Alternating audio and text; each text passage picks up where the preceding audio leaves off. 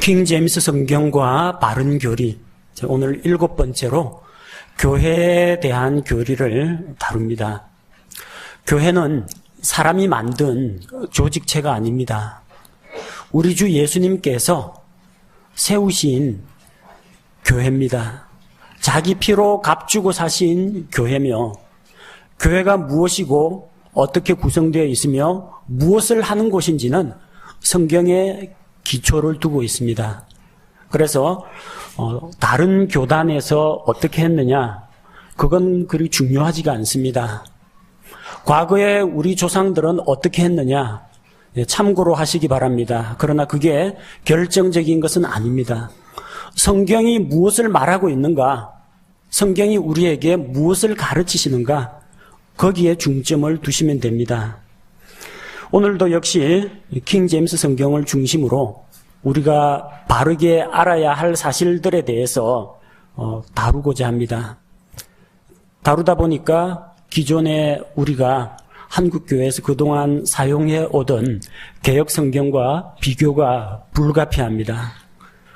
이 성경이 맞고 저 성경이 틀렸고 특별히 어떤 성경을 깎아내리기 위한 강론이 아닙니다. 무엇이 하나님의 말씀이고 무엇을 우리가 믿고 받아들일 것인가에 대한 말씀이니까 잘 새겨 들으시기 바랍니다. 혹시 제가 강론하는 내용을 듣고 마음으로 받아들이기 힘들다, 의문이 해소가 안 되는 게 있으면 개인적으로 질문을 하시면 됩니다. 정 이 말씀이 걸림이 돼가지고 내가 오랫동안 이렇게 알고 믿어왔는데 바꾸기가 힘들다, 주님 앞에 무릎 꿇고 고치시면 되고 바른 걸 받아들이시면 되고, 도저히 걸림이 돼서 받아들일 수가 없다, 그럼 저는 그분들의 신앙 양심에 대해서는 관여하지 않습니다. 스스로 무엇이 옳고 그른지를 분별하시고 아니라고 생각하시면은 다른 분들께 방해되지 않는 범위 내에서 조용히 자리를 피해 주시면 됩니다. 먼저 교회 내에 있는 직무에 대해서 살펴보겠습니다. 신약 교회 안에는 하나님께서 우리에게 말씀으로 주신 직무는 2가지밖에 없습니다. 교회 안에는 목사와 집사가 있습니다. 필요에 따라서 여러 제도나 아니면 여러 인원들을 세우기도 합니다. 무슨 부장이라든지 무슨 회장이라든지 이런 것들을 세우긴 합니다만, 성경에서 이야기하는 직무, 하나님께서 명령으로 주신 직무는 목사와 집사밖에 없습니다. 자, 이 목사와 집사는 공통적으로 섬기는 자입니다. 주님의 몸된 교회를 섬기는 자입니다. 계급이 아닙니다. 누구는 평신도고 누구는 특신도고 그런 거 없습니다. 그렇게 종교적인 계급을 나누는 곳은 로마 가톨릭에서나 나누지, 성경대로 믿는 신약교회에서는 그런 신분의 차이를 나누지 않습니다. 목사와 집사라는 이런 직무를 둔 것은 신분으로서가 아니라 기능상의 차이입니다. 특별히 여러 지체들 가운데에서 말씀을 강론하고 권면하고 또한 복음을 선포하고 교회를 운영하고 이런 일들을 위해서 하나님께서 사역자를 세웁니다. 성도들의 필요를 분별하고 또 그들의 필요를 공급하기 위해서 섬기는 자들을 세웁니다. 절대 이것은 계급이 아닙니다. 교회 안에 성직자 계급이 있느냐 없느냐, 구약 시대에는 제사장 계급이 있었습니다. 대제사장, 제사장, 레위인 이런 사람들만이 하나님 앞에 나아가서 이 종교적인 직무를 수행할 수가 있었습니다. 그들은 철저하게 다른 사람들하고 구별되는 독립된 신분이 있었고, 신분이 다르다는 표시로 별도로 자기들만이 입는 복장이 있었습니다. 제사장의 예복이 별도로 있었습니다. 신약교회는 그런 구분이 없습니다. 요한계시록 2장 15절을 보면은 그 당시 사도 요한이 계시의 말씀을 받아서 요한계시록을 기록하던 그 당시에도 이미 교회 내에 종교 계급 제도가 침투하고 있었다는 것을 보여줍니다. 자, 계시록 2장 15절 개역으로 보니까 이와 같이 내게도 니골라당의 교훈을 지키는 자들이 있도다. 이렇게 기록되어 있고 킹 제임스 성경에는 이와 같이 내게도 니골라당의 교리를 붙잡는 자들이 있거니와 내가 그것을 미워하노라. 구절 내용은 별 차이가 없지만 맨 마지막에 내가 그것을 미워하노라. 누가 하신 말씀입니까? 주님께서 하신 말씀입니다. 예수님께서 하신 말씀이에요. 예수님께서 지상 사역을 하실 때 하늘과 땅은 없어지겠으나 내 말은 없어지지 아니하리라 그렇게 말씀하셨습니다. 예수님의 말씀은 없어지지 않는다고 했는데 개역성경에는 없어진 부분이 있습니다. 내가 그것을 미워하노라가 없어졌습니다. 여기에 나오는 니골라당, 니골라라는 말은 그리스어 니카오, 정복하다라는 단어입니다. 니카오, 여러분 잘 아는 나이키 아시죠? 승리의 여신 나이키, 정복하다, 다스리다, 지배하다, 승리하다, 나이키, 니카오 그 단어에서 나왔습니다. 그리고 백성을 의미하는 라오스, 니카오 더하기 라오스, 여기에서 니콜라라는 말이 나옵니다. 다른 사람들 위해서 지배하고 군림하는 집단을 니골라당이라고 합니다. 사도 요한 당시에 벌써 교회 안에 이렇게 자기 자신을 특별한 존재로 자처하며 주의 종 이런 이름으로 하나님의 특별한 부르심을 받은 말씀 사역자 이러면서 성도들을 지배하는 계급들이 있었다라는 겁니다. 그런데 분명히 예수님께서는 사도 요한에게 나는 니골라당의 교리를 미워한다 라고 말씀했는데 이걸 누가 뺐다는 겁니다. 로마 가톨릭 계열의 사본에서는 이 말씀이 빠져 있습니다. 그 누구 지적하는 겁니까? 자기들 이야기예요. 신약교회 안에는 사제라는 계급이 없습니다. 구약시대 제사장 제도에나 있는 것입니다. 모두가 주님 안에서 한 형제 자매입니다. 평신도라는 말도 쓰면 안 돼요. 누구는 평신도고 누구는 턱신도입니까? 짜장면은 보통 곱빼기가 있지만 성도는 보통 성도, 특별 성도 없습니다. 다 똑같아요. 제가 올라온 건 뭡니까? 제 기능이 말씀을 가르치고 선포하는 그런 직무를 하나님께서 의무를 제게 맡기셨기 때문에 이 일을 하고 있는 겁니다. 내려가면은 다 똑같은 형제 자매입니다. 로마 가톨릭에서는 이것이 자기들에게 찔림이 됩니다. 니골라당, 교회 안에 특별 계급을 세우는 것을 주님께서 미워하신다.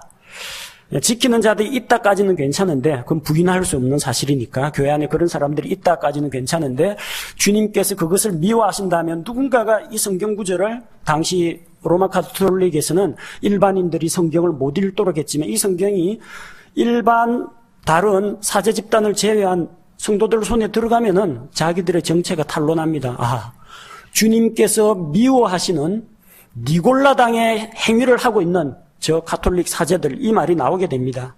그래서 자기들이 주님 앞에 책망받고 있다는 것을 감추기 위해서 내가 그것을 미워하노라 이 구절은 빠뜨렸습니다.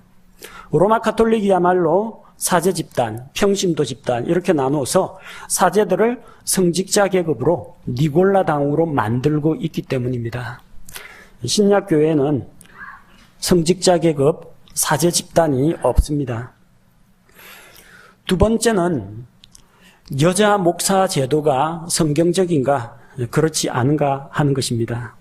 저는 이 자리에서 여자 목사를 세우는 특별한 교단을 비판하고 정죄하고자 이 말을 하는 것이 아닙니다.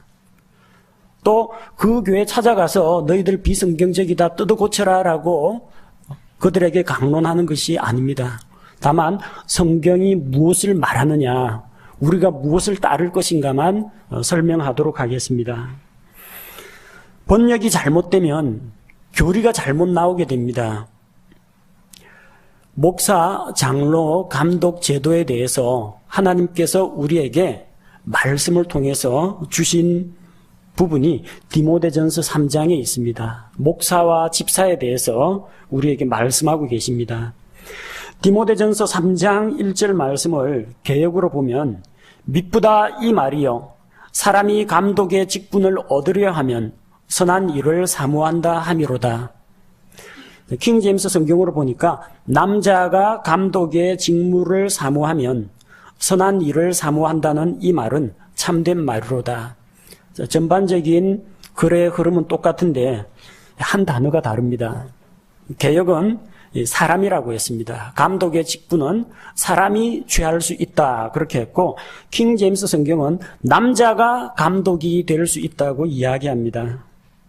사실 영어에서 man이라고 하면은 인류도 되고 사람도 되고 남자도 됩니다. 근데 이걸 과연 남자로 볼 것이냐 사람으로 볼 것이냐, 어느 것으로 번역하는 것이 옳으냐. 이 말씀에는 man이라고 있지만 그 뒤에 나오는 대명사를 보니까요, 영어 성경 가지신 분 보십시오. 자, 어떤 사람이 비숍이 되려고 하면, 감독이 되려고 하면 he desires, 그는 갈망한다, 사모한다, he라고 되어 있습니다. 그러니까 앞에 나와 있는 이 man이라는 존재가 일반적인 사람이 아니라 남자를 가리킨다는 겁니다. 남성이라는 겁니다. 그러니까 대명사가 he로 되어 있죠. 그럼 감독은 남자입니다. 남자, 여자, 사람이 맞는 것이 아니고 남자가 감독의 직무를 얻을 수가 있습니다. 문맥을 통해서 보다 분명해집니다. 2절 말씀해 보니까 그러므로 감독은 반드시 책망받을 것이 없으며 한 아내의 남편, 감독은 한 아내의 남편이라고 했습니다. 한 아내의 남편이라는 것은 무엇을 말하느냐면, 아내를 둘 수 있는 사람은 남자입니다. 그러니까 남자가 할 수 있다는 것이고, 미혼인 사람은 세울 수가 없다는 겁니다. 결혼을 해서 한 아내를 두어야 한다는 겁니다. 또 한 아내를 두어야지, 아내도 두고 뭐 첩도 두고 뭐 이런 식으로 여러 아내를 거느리면은 안 된다는 것을 보여주고 있습니다. 어쨌든 아내를 거느릴 수 있는, 아내를 데리고 있을 수 있는 것은 이 남자라는 겁니다. 한 아내의 남편이라고 했으니까 여자는 할 수가 없습니다. 여자 가운데에서 여자를 데리고 사는 남편, 아내, 레즈비언이라면 혹시 가능할지 모르겠습니다. 그러나 성경은 동성애를 엄히 금하고 있기 때문에 이것을 여성 사역자로 보는 것은 옳지가 않다라는 것입니다. 제가 지금 이야기하는 것은 남자, 여자, 남녀 차별에 대한 이야기를 하는 것이 아닙니다. 자매들 가운데에서도 영적인 분별력이 있고 말씀을 많이 아는 사람이 얼마든지 있을 수가 있습니다. 그러나 하나님께서는 남자를 리더십으로 세우시고 남자에게 이 감독의 직무를 맡기셨다는 겁니다. 우리는 그냥 단순하게 생각하면 됩니다. 여자가 남자보다 못한 점이 무엇이냐? 오늘날은 남녀 평등이다. 아니다, 여성 상위시대다. 지금 성경은 이 문제를 다루고 있는 것이 아닙니다. 하나님께서 무엇이라고 말씀하셨느냐, 그리고 우리가 그것을 어떻게 받아들이느냐 하는 문제입니다.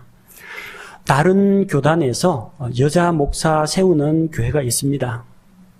가끔 사역을 하다 보면요, 인정하고 싶진 않은데 여자 목사님들을 만나는 경우도 있습니다. 그거 어떡합니까? 자매님, 그렇게 이야기할 수는 없죠. 또 그분들에게 그에 걸맞는 예우는 해드립니다. 근데 그건 제가 판단할 문제는 아니고 그분들이 성경 말씀에 비춰봐가지고 이것이 옳은가 그런가 성경 말씀과 자기 신앙 양심에 따라서 결정 지으면 될 문제입니다. 다른 교회에서 여자 목사 제도 있다고 해서 그 교단 비난할 필요 없습니다. 다만 확실한 것은 우리 성경대로 믿는 침례 성도들은 여자 목사는 세우지 않는다는 겁니다. 그것만 분명히 하시면 됩니다. 다른 교단에서 또 장로교에서도 여자 목사 허용하는 데가 있습니다. 그러나 우리는 그거 따라가지 않습니다. 우리는 큰 교회나 유명한 목사의 가르침이나 특별한 교단을 따라가는 것이 아니라 말씀을 따라가는 성도들이기 때문입니다. 자, 다음으로 또 집사 제도에 대해서도 살펴보도록 하겠습니다. 디모데전서 3장 8절 이하에는 감독의 자격에 이어서 집사의 자격에 대해서 언급하고 있습니다. 디모데전서 3장 11절 말씀을 개역으로 보니까 여자들도 이와 같이 단정하고 참소하지 말며 절제하며 모든 일에 충성된 자라야 할지니라. 킹 제임스 성경으로 살펴보니까 이와 같이 그들의 아내들도 반드시 신중하며 헐뜯는 자가 되지 아니하며 맑은 정신을 가지고 있으며 모든 일에서 신실한 자라야 할지니라. 자, 번역이 다르죠? 개역에는 여자들도 이러이러해야 한다. 킹 제임스 성경에는 그들의 아내들, 집사들의 아내들도 다음과 같은 요구 조건을 갖춰야 한다 이야기하고 있습니다. 개역이 여자들도 신중하고 헐뜯지 말고 이런 것들을 이야기하니까 이게 마치 여자 집사의 자격 요건인 것처럼 잘못 이해하는 분들이 적지 않습니다. 그러나 이 말씀은 여자들이 집사를 맡을 수 있다는 이야기가 아니고 집사들의 아내들에 대한 이야기입니다. 왜냐하면 12절에 보니까 집사들은 한 아내의 남편이 되어야 한다고 했습니다. 총각 집사 그런 거 없습니다. 결혼을 해야 됩니다. 한 아내를 둬야 됩니다. 믿음의 가정 이루어야 됩니다. 그래서 아무리 집사를 세우려고 하더라도 아내가 불신자이면은 세울 수가 없습니다. 열심 있는 청년인데 아직 결혼을 안 했다. 죄송합니다만 교회에서는 그냥 집사직 안 받고 열심히 섬기고 봉사하시면 됩니다. 집사의 직무는 맡길 수가 없습니다. 성경은 분명히 집사들은 한 아내의 남편이 되라고 했습니다. 그러면 여자 집사는 있을 수가 없습니다. 여자 집사 가운데에서 한 아내의 남편인 사람이 있습니까? 여자 집사들은 그 누군가의 아내이지 그 사람이 여자 집사가 여자를 아내로 두는 그런 경우는 없습니다. 그래서 우리는 성경 말씀이 진리라고 믿는다면은 이 말씀을 따라야 합니다. 8절에서 이와 같이 집사들도 하나님께서 집사의 자격에 대해서 이와 같이 집사들도 이래야 한다라고 했고 11절에서는 다시 이와 같이 그들의 아내들도 이렇게 이야기하고 있습니다. 집사 가정에 대한 이야기입니다. 8절에서 집사들에 대해서 보편적인 게 벌써 나왔는데 11절에서 그건 남자 집사고 여자 집사는 이래야 된다. 별도로 이야기한 것이 아니라는 겁니다. 반드시 교회 안에는 집사들은 남자 형제들, 결혼해서 한 아내와 결혼한 형제들만 세울 수가 있습니다. 우리 성서침례교회 중에서도 어떤 교회에서는 여자 집사 제도를 인정하는 교회도 있는 것으로 알고 있습니다. 하지만 다른 교회가 어떻게 하느냐, 그건 별 중요한 문제가 아닙니다. 그 교회에서 그게 옳다라고 믿으면은 그 사람들은 하나님 앞에서 자기가 선택하고 자기가 결단한 것에 대해서 나중에 책임을 지고 회개 보고를 하시면 됩니다. 우리는 그냥 하나님께서 남자 형제들만 집사로 세우겠다고 하셨기 때문에 하나님이 그렇게 말씀하시면 그대로 따라가면 됩니다. 절대 이 문제 가지고 여자 목사 제도 있는 교회나 여자 집사 제도를 두고 있는 교회를 비난하지 마시기 바랍니다. 우리는 그런 분쟁을 원하지 않습니다. 사람은 누구나 자기가 믿고 싶은 것을 믿을 수 있는 그런 자유가 있습니다. 특히 이게 구원의 문제, 죽느냐 사느냐, 정말 지옥 가느냐 천국 가느냐는 그런 목숨 걸고 싸워야 하는 그런 문제가 아니면 그거 가지고 괜히 다른 그리스도인들하고 구태여 분쟁을 일으킬 필요는 없다는 것입니다. 우리 교회에서는 여자 집사 제도를 허용하지 않습니다. 왜냐하면 성경에 여자 집사가 없기 때문입니다. 교회에 두 가지 중요한 규례가 있습니다. 침례와 주의 만찬입니다. 누가 침례를 받을 수 있습니까? 믿는 사람이 받을 수가 있습니다. 사도행전 8장 37절에 보면 빌립이 이티오피아 내시에게 복음을 전하고 침례를 베푸는 장면이 있습니다. 사도행전 8장 36절에 보니까 그들이 계속해서 길을 가다가 어떤 물의 이름에 내시가 이르되 보라 여기에 물이 있으니 무엇이 내가 침례받는 것을 방해하리요 하매 37절이 중요한데 만약 37절을 빼버리고 38절이 되면 그가 명령하여 병거를 멈추게 한 뒤 빌립과 네시가 둘 다 물속으로 내려가니 그가 네시에게 침례를 주니라. 여기 물이 있는데 누가 내가 침례 받는 것을 방해할 수 있겠느냐. 물이 있으니까 받아도 된다. 이 말이 돼버립니다. 그럼 침례는 어떻게 하면 받을 수 있어요? 물이 있으면 받을 수 있다. 이런 이야기가 돼버립니다. 물 있으면 아무나 침례 받습니까? 그런 교리가 어디 있습니까? 37절이 반드시 들어가야 됩니다. 사도행전 8장 37절 빌립이 이르되 만일 그대가 마음을 다하여 믿으면 받을 수 있느니라 하니 그가 응답하여 이르되 예수 그리스도께서 하나님의 아들이심을 내가 믿노라 하니라. 누가 받을 수 있다고 했습니까? 믿어야 받을 수가 있습니다. 예수 그리스도를 주로 믿어야 침례 받을 수 있습니다. 그리고 이디오피아 내시는 예수 그리스도께서 하나님의 아들이심을 내가 믿노라라고 자기의 신앙을 고백했습니다. 그럼 침례 받을 수 있는 겁니다. 로마 가톨릭에서는 이 구절을 싫어합니다. 왜냐하면 이 구절대로 하면 유아 세례를 줄 수가 없습니다. 어린아이가 복음도 이해를 못하는데 갓 태어난 지 며칠 안 되는 아이가 뭘 알아야죠. 복음도 모르고 예수 그리스도도 모르고 죄가 뭔지도 모르는데 믿을 수가 있습니까? 믿을 수가 없습니다. 어린아이가 신앙 고백할 수 있습니까? 나는 예수 그리스도께서 나의 죄를 대신하여 십자가에서 죽으시고 부활하신 나의 구세주임을 믿고 받아들입니다. 깐난아이가 그런 거 어떻게 합니까? 그 유아세례는 주면 안 됩니다. 로마 가톨릭에게 있어서 치명적인 구절이 사도행전 8장 37절입니다. 이 구절이 있는 한 유아세례를 줄 수가 없습니다. 그래서 이 구절을 삭제한 겁니다. 자기들의 유아세례 교리를 지키기 위해서 하나님의 말씀에 손을 댔다는 겁니다. 거기에서 갈려져 나온 개신교. 우리는 개신교라고 하지 않습니다. 루터나 칼빈이나 로마 가톨릭에서 독립해 나온 그 집단을 개신교라고 하지, 우리 침례 성도는 로마 가톨릭으로부터 독립한 것이 아니라 면면이 예수 그리스도와 그분의 사도들을 통해서 면면이 내려오는, 끊이지 않고 내려오는 침례 성도의 역사를 가지고 있습니다. 우리는 로마 가톨릭에서 탈출해 나온 적이 없습니다. 그래서 우리는 제사장 제도라든지 유아세례라든지 이런 걸 전혀 받아들이지 않습니다.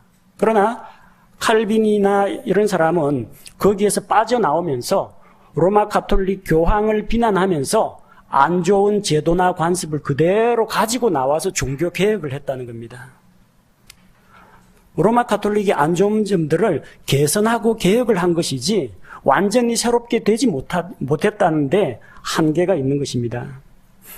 성경은 침례를 받으려면 회개하고 예수 그리스도를 믿어야만 가능하다고 합니다. 반드시 마음을 다하여 그분을 믿어야 합니다. 로마 가톨릭 사본에서는 유아세례 교리를 옹호하기 위해서 사도행전 8장 37절 말씀을 삭제했습니다. 개역성경으로 보면 사도행전 8장 37절 괄호 없음 이렇게 되어 있습니다. 만약에 요 구절이 진짜 처음부터 없었더라면 없음이라고 적으면 안 되고요. 구절을 전부 다 절번호로 하나씩 위로 끌어올려야 됩니다.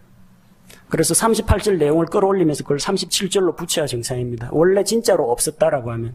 근데 왜 이게 뻥 뚫려 있습니까?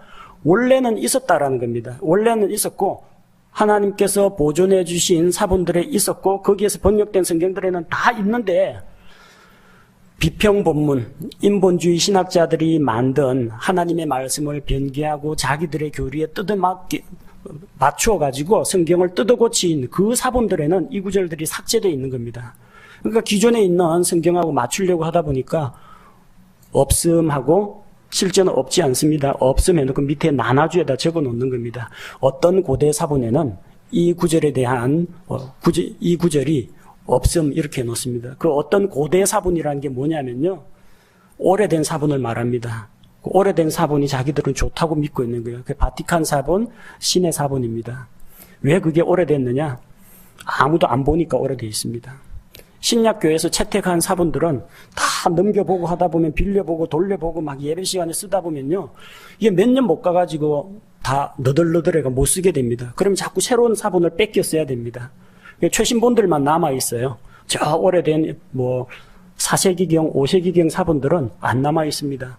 근데 왜 바티칸 사본이나 이런 거는 시내산 사본은 남아 있느냐? 성경으로 교회에서 인정 못 받으니까 아무도 안 봅니다. 이거 가짜 성경이야. 이거 잘못된 성경이야. 안 봅니다.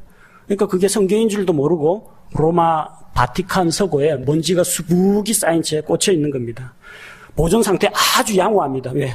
아무도 안 봤기 때문에. 시내산 수도원에서는 그게 성경인 줄도 몰랐어요.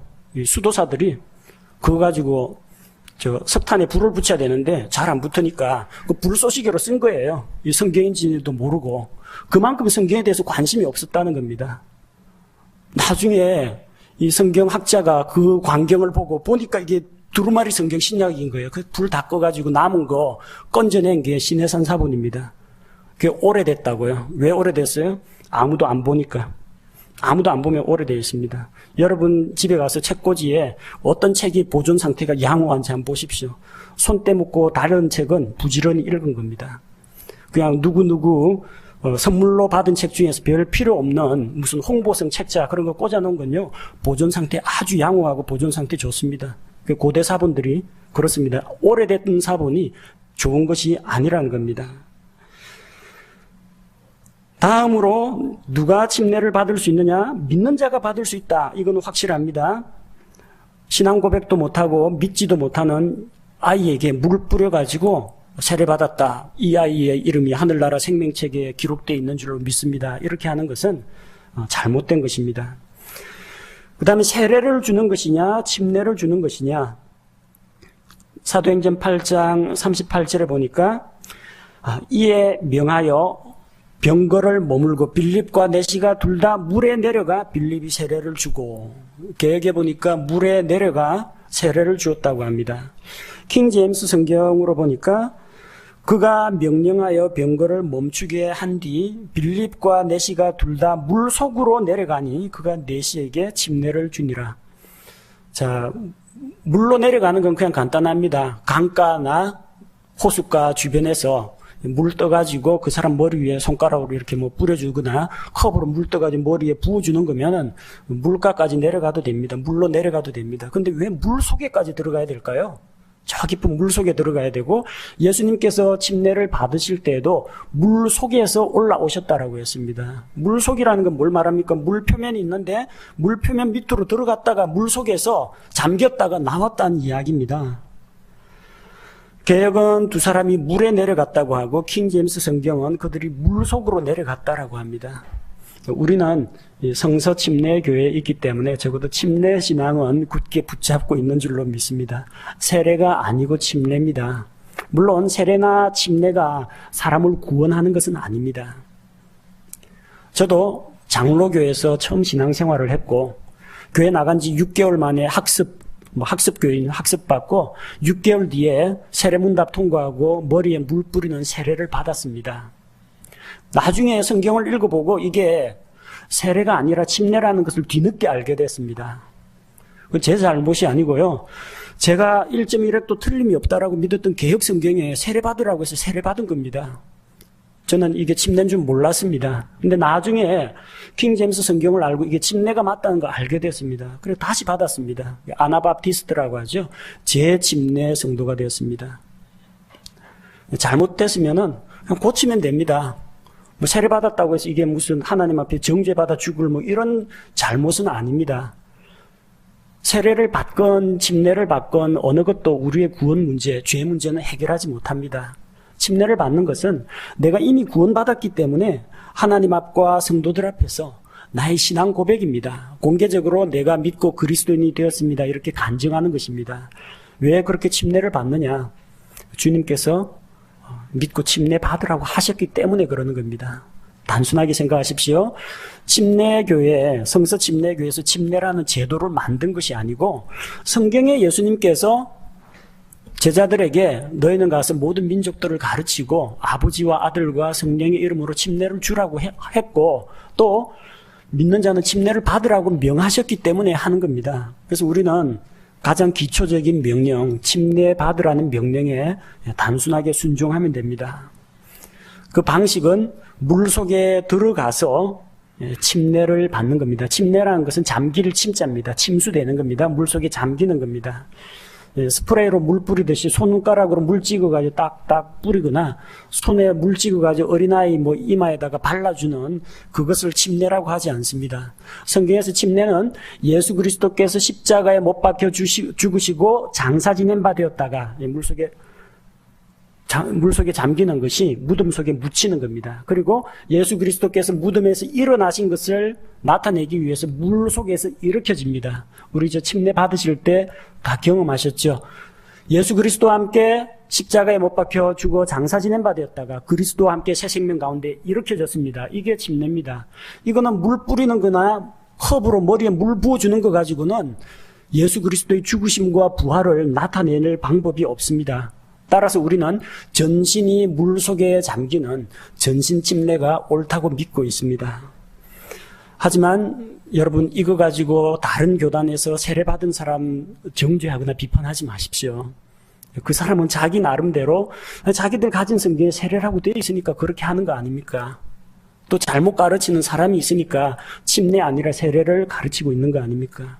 그러나 그들 가운데에서 정말 바른 말씀이 무엇인지, 주께서 뭐라고 말씀하셨는지 알고자 하는 분이 있으면 여러분이 사랑 가운데서 진리를 온유하게 설명해 주시기 바랍니다.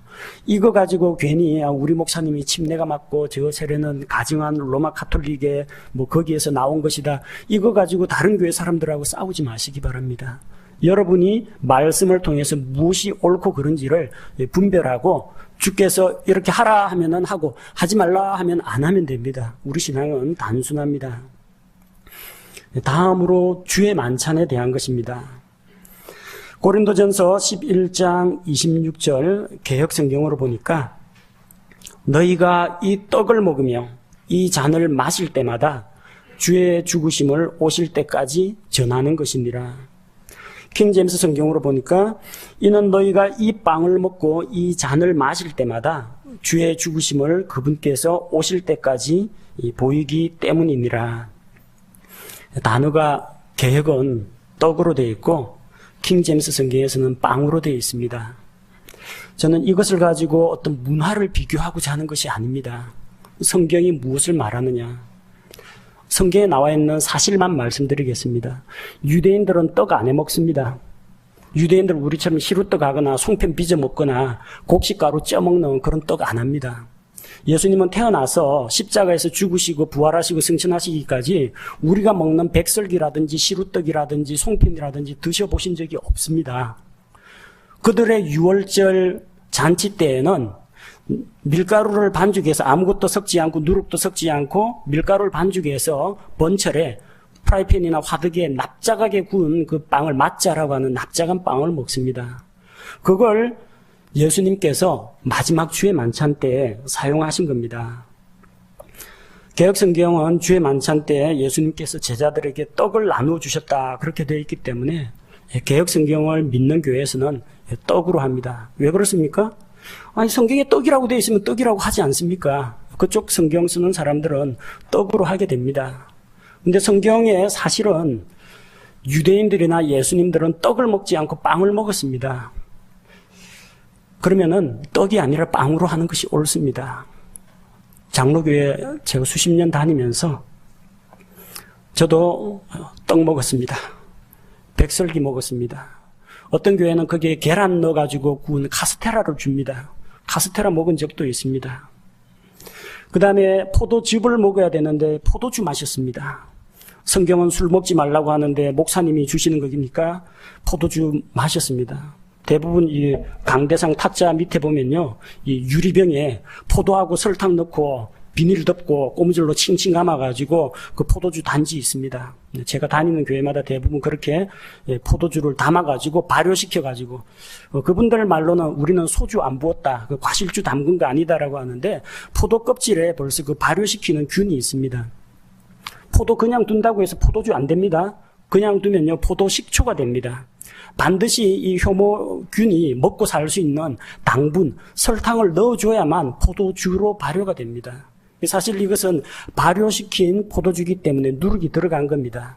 근데 주의 만찬 그리고 유월절 잔치에서는 누룩은 조금도 들어가 있지 않아야 합니다. 왜냐하면 예수 그리스도께서는 죄가 없으신 분이기 때문에 그분의 죄 없으신 몸과 그분의 죄 없으신 피를 상징하기 위해서 누룩이 없는 빵과 누룩이 없는 포도주스, 포도의 즙을 가지고 주의 만찬을 행하는 것이 옳습니다. 그래서 우리는 이전에 내가 어떻게 교회에서 떡을 먹었다, 포도주를 먹었다, 카스테라를 먹었다, 그게 중요한 것이 아니고 이제라도 말씀이 빵이라고 하면 그냥 빵으로 믿으시면 됩니다. 포도주가 아니라 포도즙이라고 성경에 기록되어 있으면 그대로 따라가시면 됩니다. 별 어려운 거 아닙니다. 그 당시 개역 성경이 우리나라에 번역될 당시에는 오늘날처럼 이렇게 빵 같은 게 널리 보급이 안 돼 있었습니다. 그러다 보니까 가장 흔한 비교적 그거하고 좀 비슷한 떡으로 한 걸로 알고 있습니다. 근데 성경을 그렇게 문화에 맞추어서 번역한다는 것은 대단히 위험한 일입니다. 제가 신학을 공부할 때 그때 저를 가르치신 그 교수님 친구분이 선교사로 파푸아 뉴기니에 갔습니다. 저 태평양에 있는 섬나라인데 거기서 성경을 번역하는데 그 파푸아 뉴기니에는 양이 없습니다. 그 부족이 제일 신성시하는 동물은 돼지입니다. 성경을 번역하려니까 난처하게 됐어요. 보라, 세상 죄를 제거하시는 하나님의 어린 양이다 해야 되는데 양 하면 이 사람들은 감이 안 옵니다. 그 돼지로 번역했다고 합니다. 세상 죄를 제거하시는 하나님의 어린 돼지. 말이 됩니까 이게? 성경에서 레위기에서 돼지는 이 가정하고 부정한 짐승으로 되어 있는데 그렇게 하면 잘못입니다. 아프리카 어느 부족은 아버지 하면은 그 모계사회입니다. 모계사회이기 때문에 엄마가 중심이 되고 아버지는 이제 엄마에게 아이를 임신시키기 위해서 데려오는 존재입니다. 이 아이의 양육 교육을 누가 책임지느냐? 엄마의 남자 형제 외삼촌이 책임집니다. 그래서 거기에서는 외삼촌이 리더십이에요. 아버지가 아니고 외삼촌입니다. 모계사회이기 때문에. 그럼 성경 번역을 바꿔야 됩니까? 하늘에 계신 우리 외삼촌. 그럴 수는 없는 노릇입니다. 성경 처음부터 끝까지 아버지 하나님 이야기하는데 외삼촌 하나님이 어디 있습니까? 그렇게 문화에 따라서 성경을 뜯어고치면 안 된다는 이야기입니다.